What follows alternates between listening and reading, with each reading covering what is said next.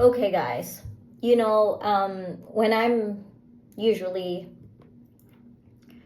having my videos taken, I'm usually like happy, good vibes lang. But this time, I'm really sad and devastated because of the news. I think you've already seen the news. Just a couple of hours ago, isasabi na, US confirms the missile attack against the US bases in countries like Bahrain, Qatar, ano pa ba? Kuwait, those things. So I think you already seen the news.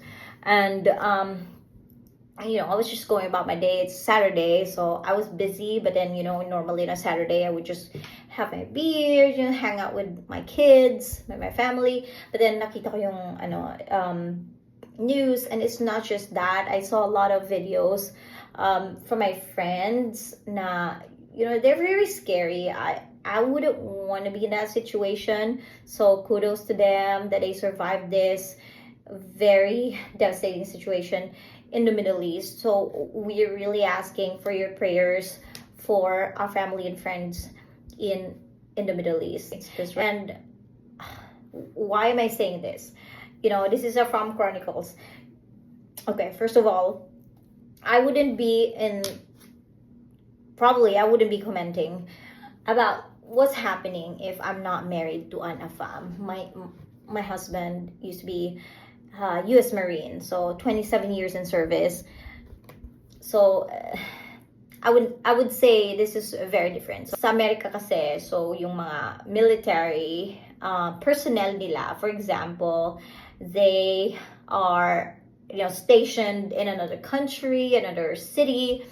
Dinadala nila lahat ng pamilya nila. They just don't go by themselves. So if you get to marry, or you meet, or you're talking to an AFAM that is in the military, I don't know about other countries' military, but specifically this is for U.S. military. If you're talking to U.S. Navy, Air Force, Army, Marine, Space Force, ayan, just prepare yourselves that every 3 years you're gonna be living in a different city. He's not just gonna go by himself, he's gonna take all of you.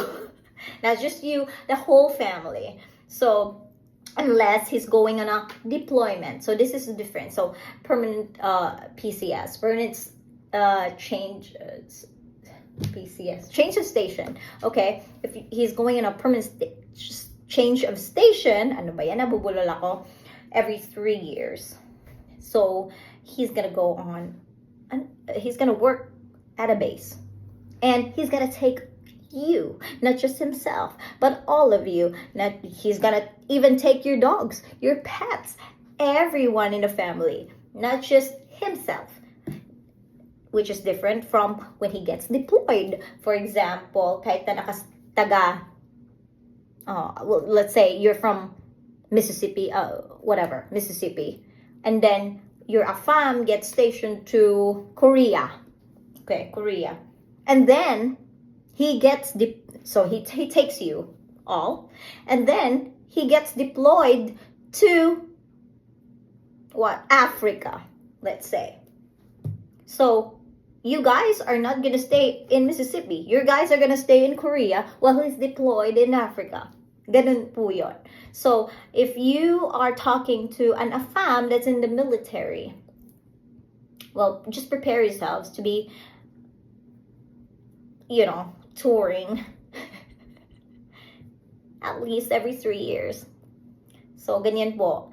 And what happened to me is one of our stations, actually our second station, since we got married, was in Bahrain. Bahrain is very special to me because siyan ko pinagbuntis yung second child ko, si Tammy. She was born there. And I have a lot of family and friends there. It's a very small country. And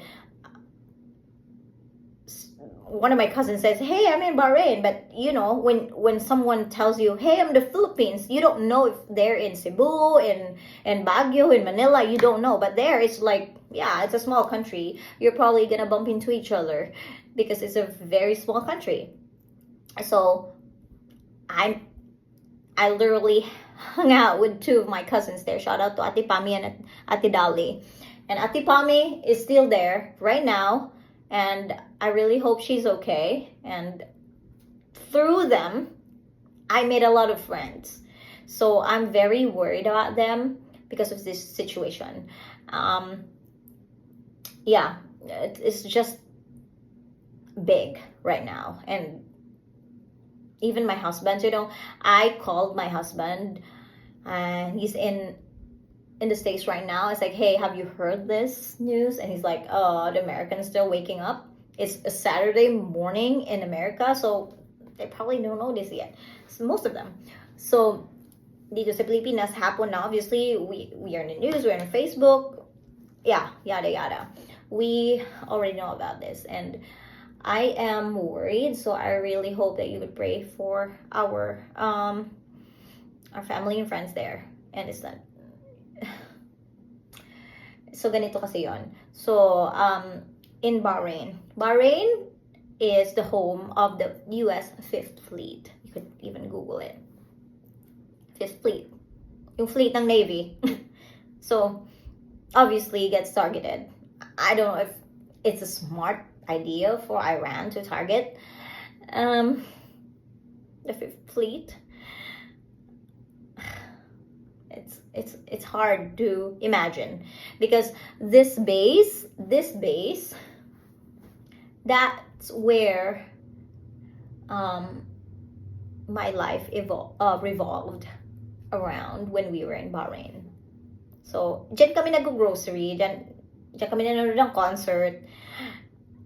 It's a little community. Dyan kami nagsisimba. It's a small base, but there's a lot of stuff going on there. So I can't imagine. I don't know what's going on there right now, but I hope those missiles were intercepted, but it's ugly. It's gonna get ugly, and we're just gonna pray that it's not gonna trigger something bigger than this. And like I said, that base used to be my home. I mean, my home is literally 5 minutes from that base. And, dyan bininyagan yung anak ko. There's a lot of things going on there almost every day. Dyan talaga nagtatrabaho. My husband had an office there, So what do we learn from this situation?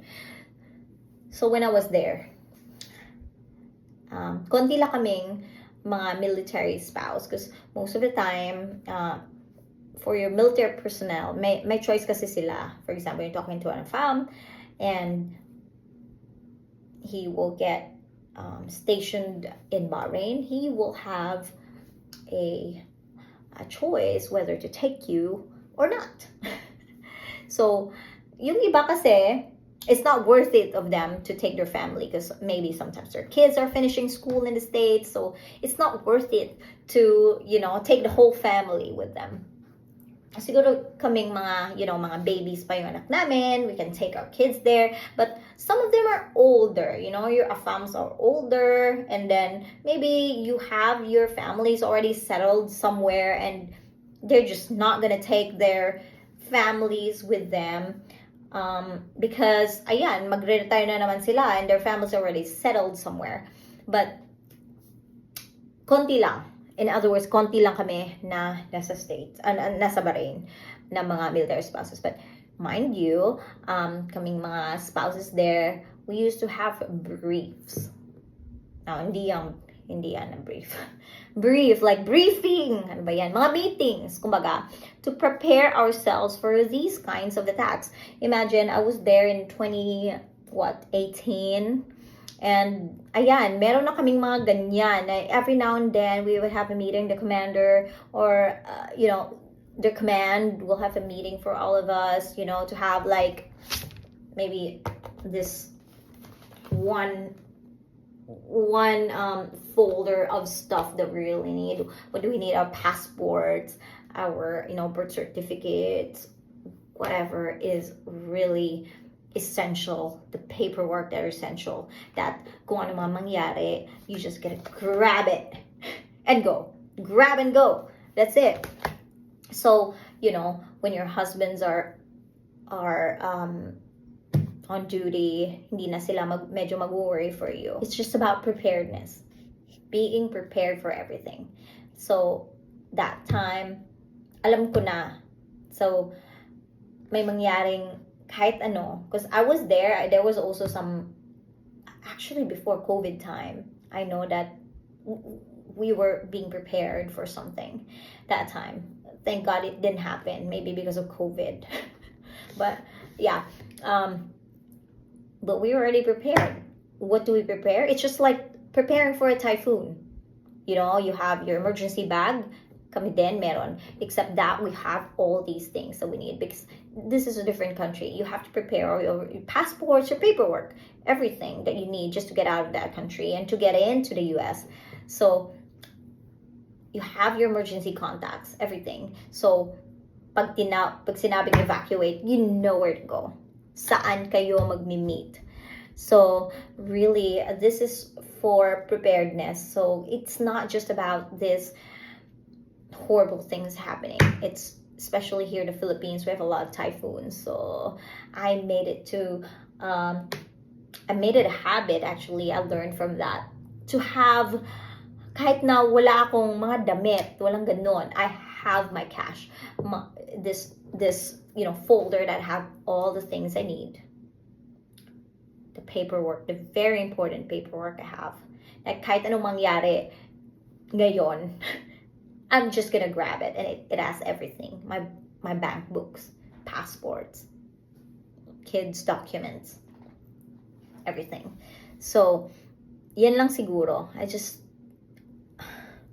wanna, yan lang siguro yung consolation ko for everything that's happening because it's hard for me because I know a lot of people there and I hope that they're also prepared because yun lang, we're just lucky that we were given all these briefs from the command of my husband and I hope that my friends and families that are there in the Middle East are also prepared for what's gonna come. Also, if you're talking to military personnel right now, make sure to ask him what's going on and hope that he's okay. And also if you have relatives in the US, in the Middle East, I hope they're okay.